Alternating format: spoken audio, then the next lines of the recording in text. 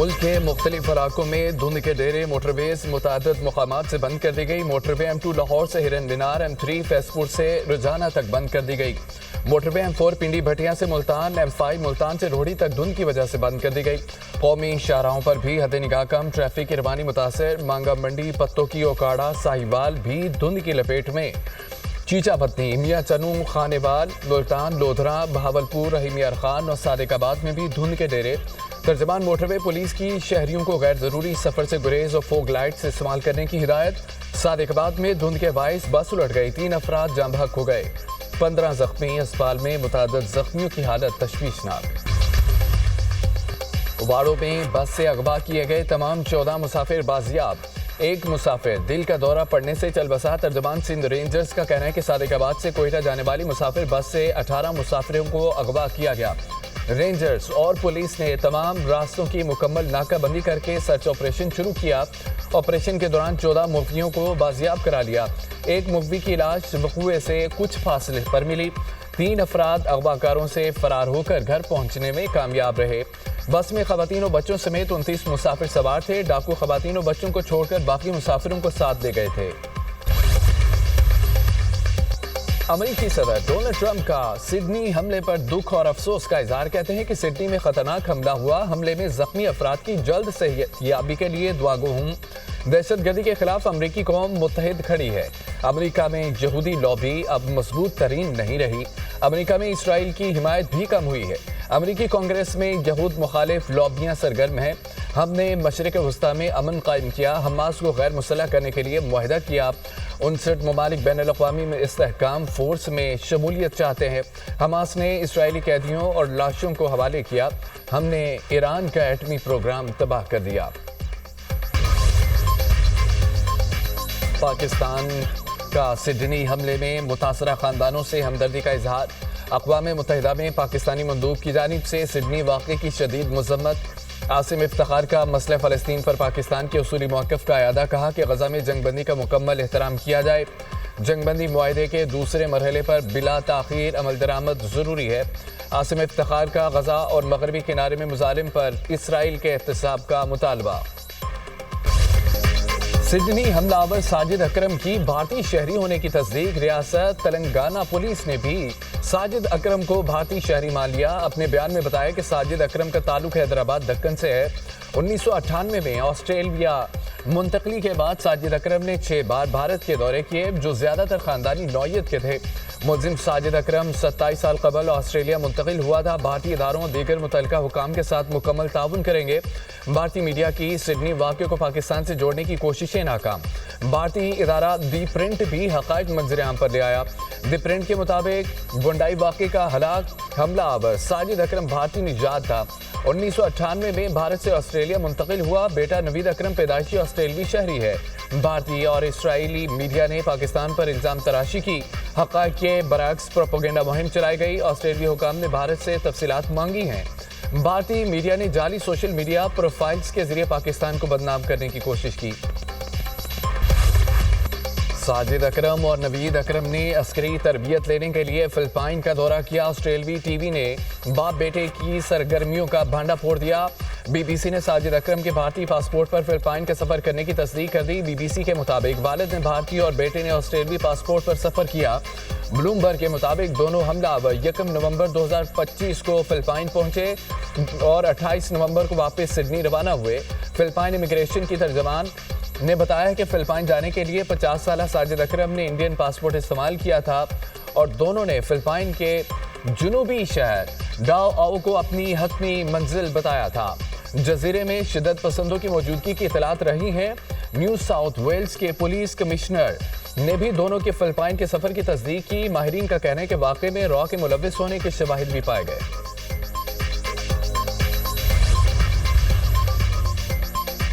بیرون ملک ملازمت کے لیے جانے والوں کو آف لوڈ کرنے کا معاملہ، وزیر اعظم نے وفاقی وزیر صالح حسین کی سربراہی میں کمیٹی تشکیل دے دی۔ کمیٹی سمندر پار پاکستانیوں کے پروٹیکٹوریٹ کی تجدید میں مسائل کا جائزہ لے گی۔ کمیٹی میں وفاقی وزیر آئی ٹی، وزیر مملکت اوورسیز اور سیکرٹری سمندر پار پاکستانیز کو شامل کیا گیا۔ Secretary I T, chairman Pakistan digital authority اور ایڈیشنل سیکرٹری وزارت داخلہ بھی کمیٹی کا حصہ۔ 14 रुकनी कमेटी 3 हफ्तों में रिपोर्ट वज़ीर-ए-आज़म को पेश करेगी।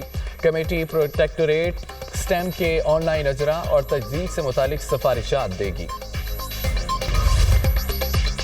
सैकड़ों मेहनतकश खानदानों को माहाना किराए और बेदखली की अज़ियत से निजात। वज़ीर आला पंजाब ने बेघर सनती वर्कर्स के नए तमीर करदा 720 फ्लैट्स की कुरानंदाजी कर दी। सनती वर्कर्स के लिए बनाए गए हर फ्लैट की लागत 36 लाख रुपए से ज़ायद है। बेवा ख़वातीन और खुसूसी अफराद के लिए कुरानंदाजी का इंतज़ार ख़त्म। वज़ीर आला का बगैर कुरानंदाजी फ्लैट देने का हुक्म। सनती वर्कर्स के लिए मजीद 1872 फ्लैट्स आइंदा 18 माह में मुकम्मल होंगे। शेखुपुरा में कायद-ए-आज़म बिजनेस पार्क में 700 वर्कर्स के लिए बैचलर हॉस्टल की 3 माह में तकमील की हिदायत। सुंदर फेज 2 के लिए 672 फ्लैट्स, मुल्तान में 656, वारबर्टन नानकाना साहिब में 544 फ्लैट दिए जाएंगे। जंग में 1300, कमालिया में 700 प्लाट मिलेंगे।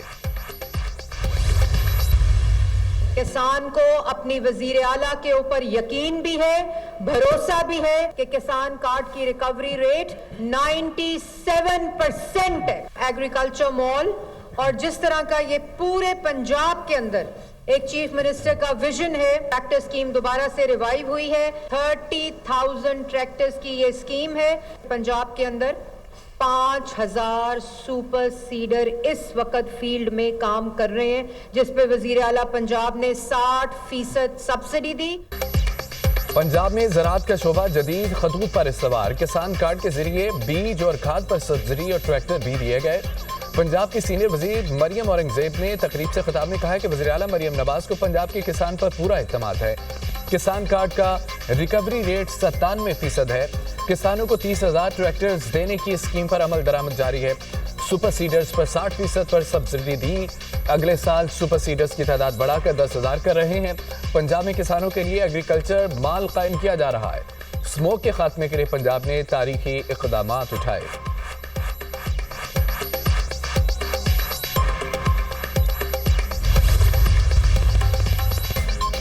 साबिक वज़ीर आला पंजाब और पीपल्स पार्टी के सीनियर रहनुमा मंजूर भट्टू तवील अलालत के बाद इंतकाल कर गए। नमाज जनाजा अदा की जाएगी। मंजूर भट्टू 3 मरतबा वज़ीर आला पंजाब रहे। सदर मुमलिकत और वज़ीर आज़म का मंजूर भट्टू के इंतकाल पर इजहार अफसोस। मरहूम के अहले खाना से ताज़ियत का इजहार। कहा कि मरहूम ने जुमहूरी इदारों के इस्तेहकाम में अहम किरदार अदा किया। मंजूर भट्टू की खिदमात को हमेशा याद रखा जाएगा। गवर्नर पंजाब सलीम हैदर, राजा परवेज अशरफ और दीगर रहनुमाओं का भी इंतकाल पर इजहार अफसोस। मुतासिब भारतीय सियासतदानों की बेशर्मी और डटाई। भारतीय वज़ीर आला की खातून का हिजाब खींचने के बाद एक और सियासी रहनुमा की घटिया ज़हनियत आश्कार। योगी हुकूमत के इत्तेहादी वजीर संजय निषाद के इंतहाई तौहीन-आमेज़ और गैर इंसानी रिमार्क्स। भारतीय वजीर ने हिजाब खींचने का तमस्खुर उड़ाया।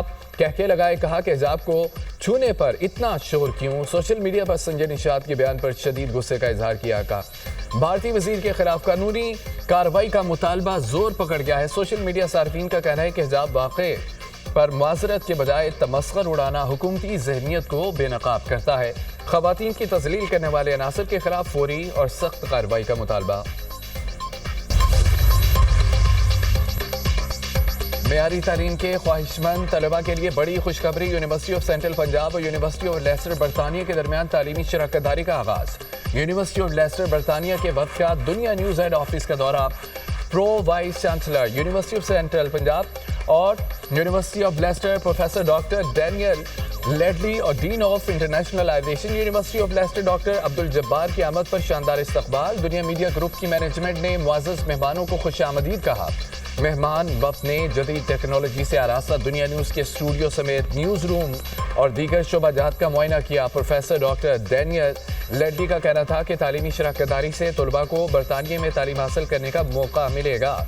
दोनों मुल्क में तालीम के शोबे में बेहतरीन सहूलियात मुयस्सर हैं।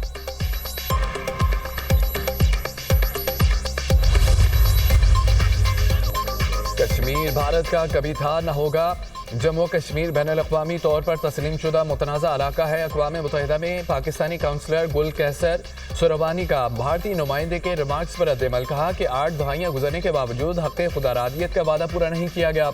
भारत TTP फितना खवारिज BLA की پشت پناہی کرتا ہے۔ بھارت سرحد پار دہشت گردی کی سرپرستی کر رہا ہے۔ بھارت شمالی امریکہ سمیت مختلف ملکوں میں قتل و غارت میں ملوث ہے۔ سنتاس معاہدے پر بھارت کا موقف حقائق کے یکسر منافی قرار۔ امریکی صدر ٹرمپ نے وینزویلا کی حکومت کو غیر ملکی دہشت گرد تنظیم قرار دے دیا۔ وینزویلا میں آنے اور جانے والے آئل ٹینکرز کی مکمل ناکہ بندی کا حکم۔ کہتے ہیں کہ وینزویلا کے گرد گھیراؤ مزید بڑھایا جائے گا۔ امریکہ کے مشرقی بحر الکاہل میں 3 جہازوں پر حملے، 8 منشیات اسمگلرز ہلاک۔ امریکی سینٹکام کے مطابق حملے امریکی وزیر دفاع کی ہدایت پر کیے گئے۔ کارروائیاں وینزویلا سے کشتیوں کے ذریعے منشیات کی اسمگلنگ روکنے کے لیے کی۔ بین الاقوامی قانونی ماہرین نے امریکی حملوں کو غیر قانونی قرار دے دیا۔ امریکی سفری پابندیوں کے شکار ممالک کی تعداد بڑھ کر 35 ہو گئی۔ ٹرمپ انتظامیہ نے مزید 15 ممالک کے شہریوں پر پابندی لگا دی۔ پابندی کا شکار زیادہ تر افریقی ممالک ہیں۔ وائٹ ہاؤس کے مطابق انگولا، انٹیگوا اور گیبون، گیمبیا، تنزانیہ کے شہریوں پر پابندی عائد کی گئی ہے۔ زامبیا اور زمبابوے کی شہریوں کا بھی امریکہ میں داخلہ بند ہے۔ مالی، نائجر، جنوبی سوڈان، شام کے شہری بھی شامل ہیں۔ فن لینڈ میں 8 یورپی ممالک کا مشترکہ اجلاس۔ روس سب سے بڑا سیکیورٹی خطرہ قرار۔ مشترکہ اعلامیے میں کہا گیا ہے کہ روس یورو اٹلانٹک امن اور استحکام کے لیے براہ راست خطرہ ہے۔ روس طویل المدتی اور نمایاں ترین سلامتی چیلنج بنتا جا رہا ہے۔ یورپی سلامتی پر روسی پالیسیوں کے منفی اثرات مرتب ہو رہے ہیں۔ روسی خطرے کے پیش نظر EU مشرقی دفاعی منصوبہ فوری مکمل ہونا چاہیے۔ EU فنڈز کو دفاعی روڈ میپ 2030 کے تحت استعمال کرنے کا مطالبہ۔